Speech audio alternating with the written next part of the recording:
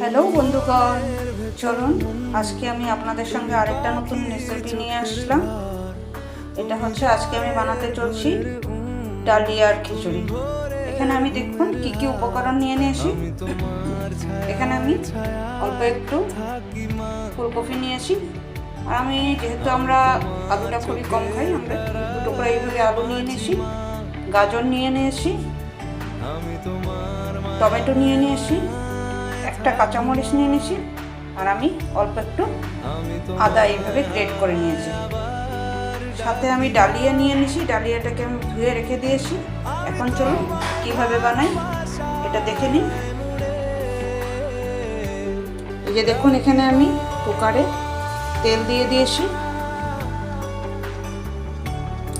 তেলটা এখানে হালকা গরম হলে তারপরে আমি এখানে পাঁচফোড়ন দেব। এ দেখুন তেলটা গরম হয়ে গেছে।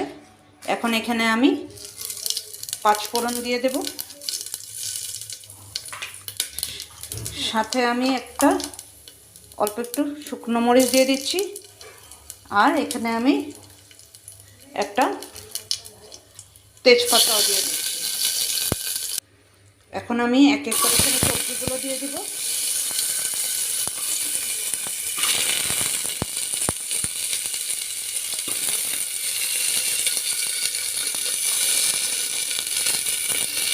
হলদি দিয়ে দিলাম,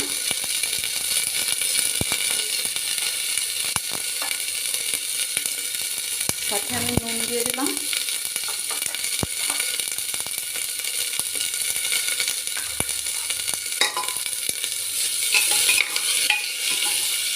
দিয়ে দেখুন এইভাবে আমাকে একটু ভাজি করে নিতে হবে। এই দেখুন আমার তরকারিটা ভাজি হয়ে গেছে। এখন এখানে আমি টমেটোটা দিয়ে দেব, সাথে আদাগুলোও দিয়ে দেব, দিয়ে আমি এটাকে ভালো মতো নাড়িয়ে দেব।